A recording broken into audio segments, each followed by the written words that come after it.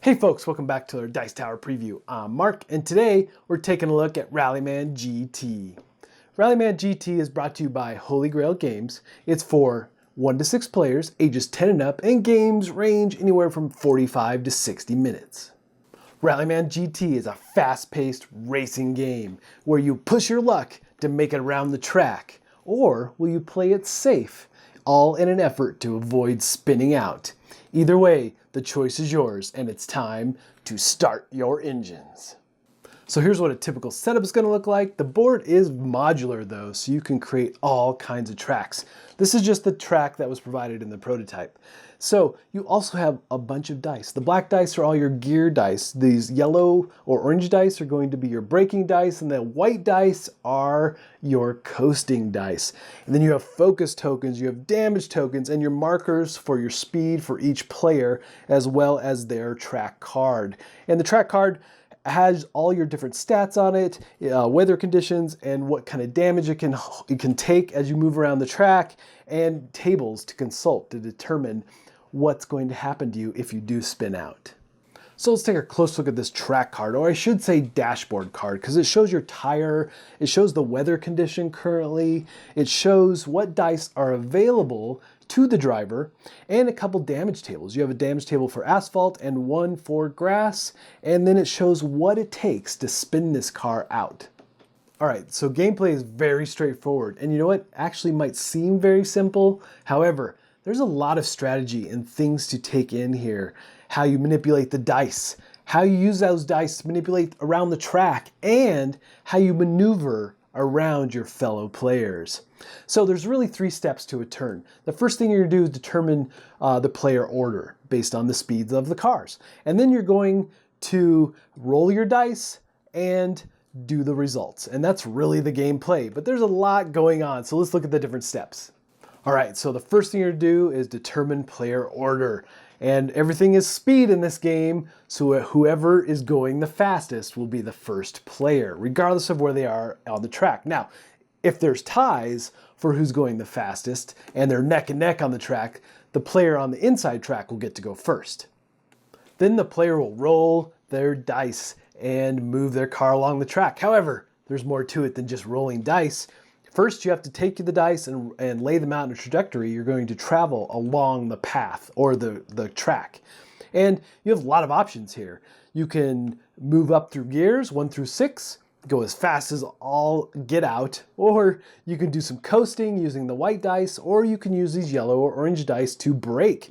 So it's really determined on what you need to do, how you need to maneuver through a corner, how you need to get around someone.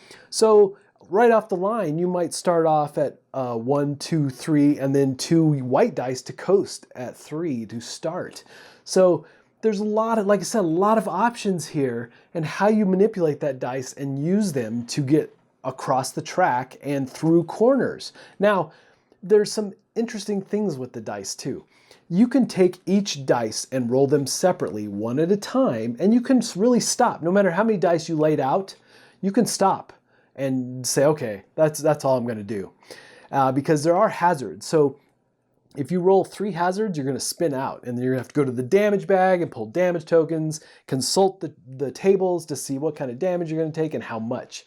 So those are things you want to try to avoid.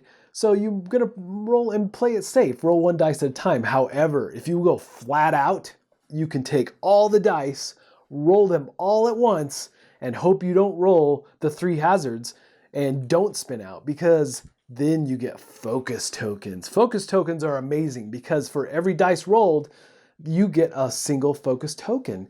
And these tokens can be used later to use them instead of rolling dice, because you are in the zone. You're flying through a corner or you're zooming down the track. And these focus tokens allow you truly to remain focused and on target. Now, a couple additional notes on going flat out. If you're rolling break dice do not get you focus tokens. And if you roll less than what it takes to spin your car out, and you have maybe 1 or 2 hazard icons on your dice, that's fine. You still get focus tokens for all the white and black dice that were rolled. And then finally, you'll move your car along the track based on the trajectory and the dice that you used in the previous step. And your car will end up where the last dice was rolled. And, you know, determining on the speed and the distance and how you move along the track, when you come up next to other players, might determine how fast you can go. And you're always moving forward. So you can only move forward or diagonal. You can't move side to side on the track at all. And then finally, you'll take your speed token and put it next to your car based on how fast you're going, and that last spot will determine which speed marker you put next to it so you can keep track for the next round. Now, there's a couple different ways to lose control on the track. If you roll the dice and you have the 3 hazards again, that is one way.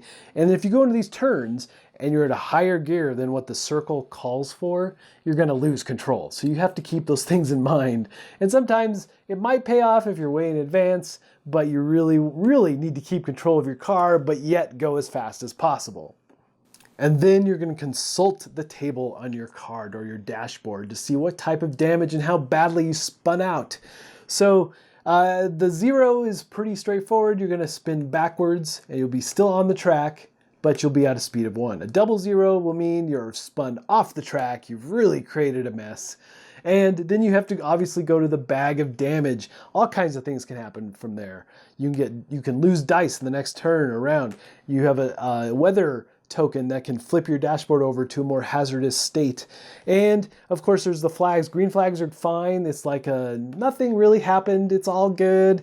The yellow flag is the hazard warning for all the other drivers that you can't be passed until you get back on the track and are back at speed 1.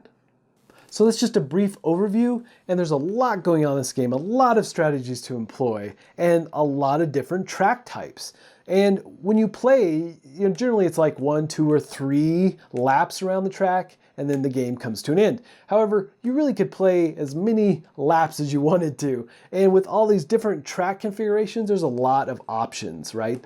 So the other thing, of course, just like any good racing game, there are pit stops, because you may need that because you're damaged so badly. However, you have to be careful about pit stops. Even though they can bring you back into the race, you can lose laps, or lose turn, not laps so much, but lose your turn, and then you have to try to catch up. So there's a lot going on here, and of course, the fastest car across the finish line will be the winner. All right, folks, just a reminder once again, everything you've seen here has been in prototype form, so keep a close eye on the campaign for any changes that still may occur. Now, that said, this game truly gives you that racing feeling. The thematic nature of it comes across. You really feel like with those dice you're maneuvering through the gears and coasting and braking. I really liked that aspect a lot. So this is really a high-speed, high-action type game. And if it looks like something that would be of interest to you, I'm sure they would appreciate your support.